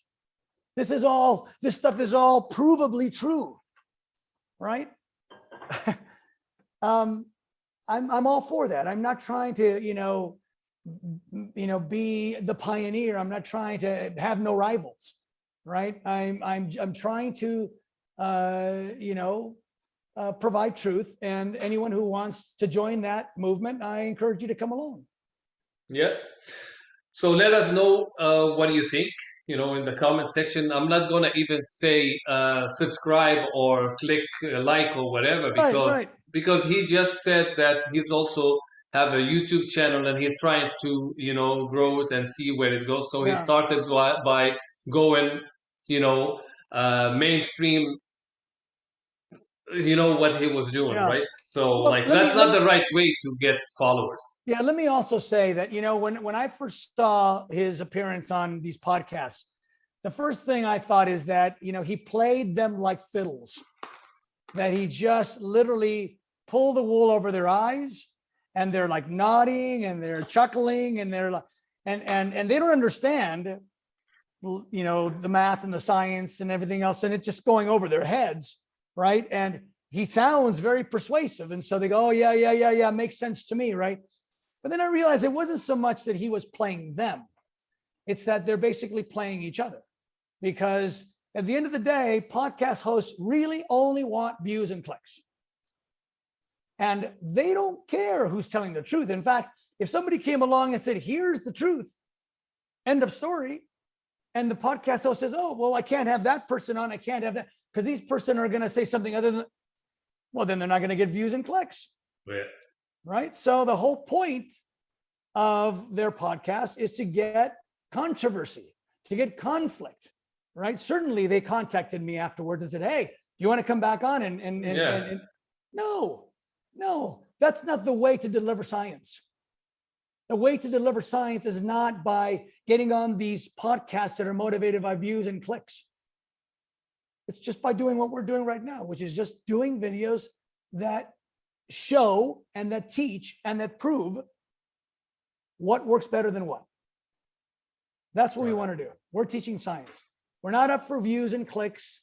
And I think it's somewhat shameful that, social media has now become basically, an attraction for people like Kassem to come on there and just spew nonsense with the hope, not his hope, but with the hope of the podcast person, that then more people come on and debate and then people, comment and people, they do their little hating, their online hating. It's like, that's not how science is supposed to work. That's not how teaching is supposed to work. Yeah. I mean, if you go into watch Doug Brignole, you will see more about what we teach in this channel. You will see more like dissection of the articles that Doug shared on his website, dougbrignole.com. We will explain more things. We will answer questions of like our students in this channel, and we're happy to do that. I honestly, like, after like a few discussions together, I said, like, what's the point of this YouTube channel? It's getting like a dynamic that I'm not really into it. But they say people, okay, how he said, share and ghost or something like that. You share whatever you want and don't answer any question or whatever. Let people decide what they do with that information. Yeah, I agree. And unfortunately, human nature being what human nature is, a lot of people like seeing conflict. They like seeing rivalry. They like drama. Seeing, they even encourage it. They even say, hey, what do you think of so-and-so's views? They like they try to throw fuel into the fire. Yeah. It's like, it is such a ridiculous part of humanity that we have to deal with. But look, as I said, you can go to my website, you can see the 16 factors, read my blog articles. The last one was on the levels of complexity of secondary levers. Now I'm working on one about closed chain exercise. This is open chain exercise. Yeah, I'm looking forward for that one too. So I really like, taking a subject and dissecting it and explaining it in a way that's clear and logical, sensible, for you people to learn from. That's great. I think it's good for the industry. But this, and I'm sorry, I hate to go negative on this one video about this one guy, but as I said, this is so far out in left field in terms of ethics that it just had to be done. Yeah.